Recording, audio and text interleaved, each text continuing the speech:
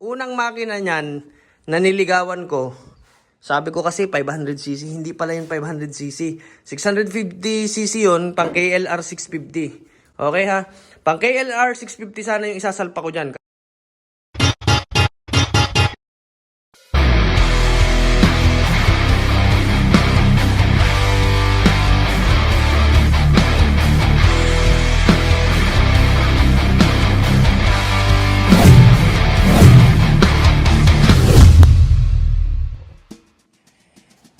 Okay. Hello there, mother father. Ayaw mong pakita sa akin ha. Okay, so bisitahin lang natin ito si Stalker. Hi! Ay! Nalaglag pa. Diba yan? Okay, so konting update para kay Stalker. Hello again, nandyan ka na naman. Nakatambay ka na naman. So, ito na, kung nakikita nyo to. Ito sana ang side stand ni Stalker. Pure carbon fiber. Carbon fiber yan. Side stand. Lahat ng pwede natin gawin sa kanyang pagagaanin natin. Anyway, so konting update para dun sa magiging power band nitong magiging puso ni Stalker. Ang mangyayari dyan kay Stalker na yan, nakausap na natin yung nagbebenta ng makina sa ibang bansa, and we do a couple of research regarding do sa makinang yun. And di ba sabi ko naman sa inyo dati, hindi porket malaki ang makina, malakas na. Yung makina na yun, hindi siya nagka-crank ng sobrang taas na horsepower, top speed mababa, and at the same time fifth gear.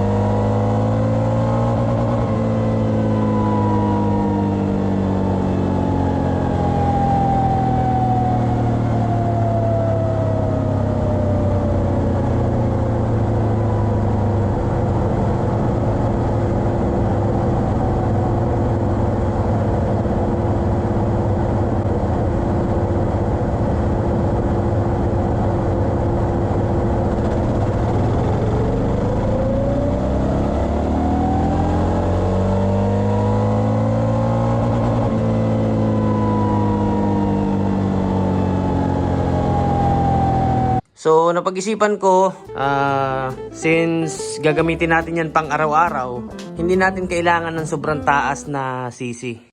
Paano masabi? So, siguro mag-stick na lang ako sa mga production bike hanggang 450cc. Ang kukunin nating makina dyan siguro pang CRF 450R, carb type. Yes, yun po. CRF 450R na makina. And katulad nung ginagamit ni na Jesse Ulip sa mga pang open CC na sa NGO, same makina katulad nun sa kanila. Ang problema lang is i-build natin yung motor na yon, hindi pang short run, hindi pang 200 meters, hindi pang 400 meters.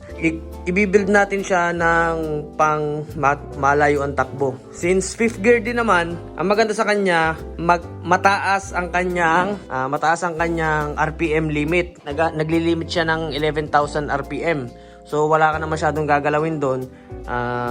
Ito na lang ang iyong papakalman, spracketing. Mag-sprocket ka na lang, sprocket combination, yun na lang. And at the same time, stock yun, wala ka ng papakalman, production bike.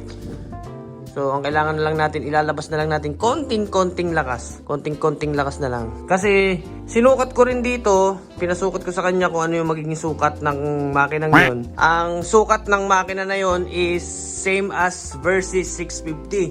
So, ibig sabihin, yung magiging makina niya, ganito kalaki.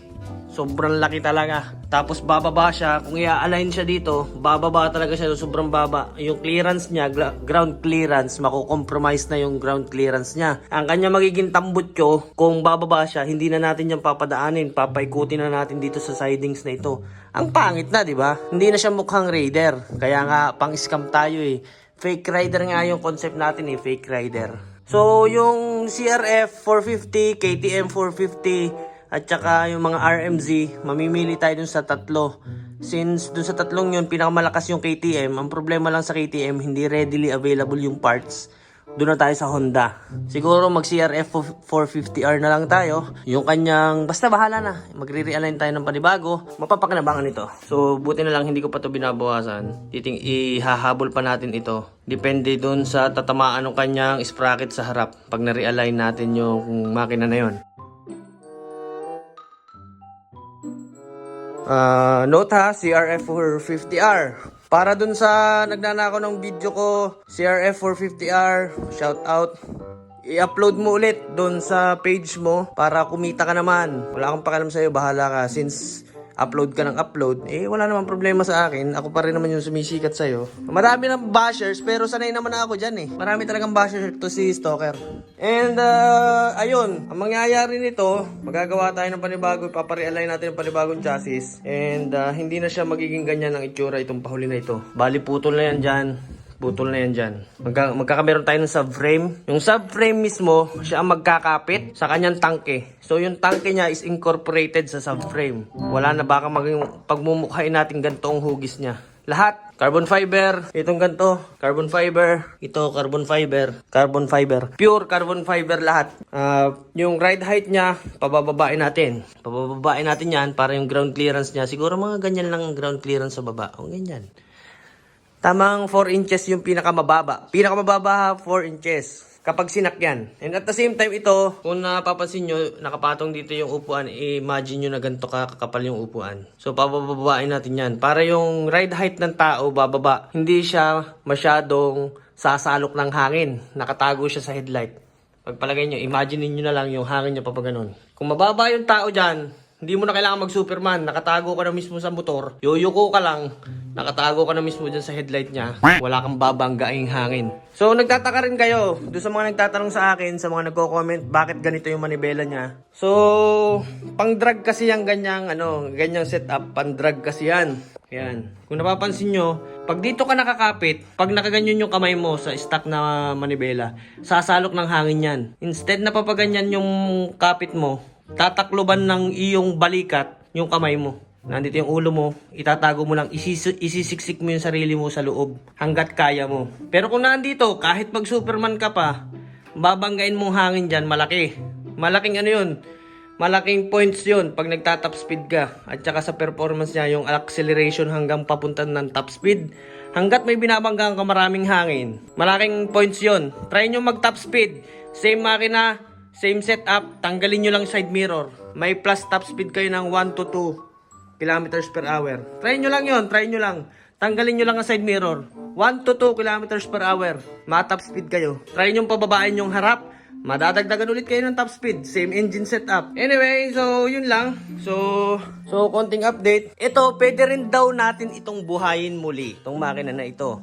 Yung gaya nung dati, yung sinasabi ko, it's either palitan natin yung crank at tanggalin natin yung karga. Ibabalik natin to sa stock. Aandar siya ulit. Same power. Or, gawin natin tong carburetor. Pero syempre, since i-convert na rin natin to sa carburetor, gagastos ka na rin ng malaki. Magpapalit ka ng harness, papalit ka ng carburetor ng malaki, harness, CDI, itatiming mo pa doon. Di, palitan mo na ng mismong makina. Kargado pa, di ba? Production bike. Production bike ang gagamitin natin kasi yung mostly, kung alam nyo lang, ang production bike is same engine as dun sa mga pero mas malakas yung horsepower niya sa performance, mas largado yung kanya performance kumpara dun sa ibang makina. So that's why magano na lang tayo, magpo-production na lang tayo, production makina ng production bike. Kasi yung unang makina niyan na niligawan ko, sabi ko kasi 500cc, hindi pala yung 500cc. 650cc yun, pang KLR 650. Okay ha? Pang KLR 650 sana yung isasalpa ko dyan, kaso masyadong malakas. Ay, masyadong malaki. Pero nagka-crank up lang siya yung horsepower niya ng 40 horsepower. As kumpara sa CRF 450, kaya niyang pumalo ng 53 horsepower hanggang 54 horsepower sa stock pa lang.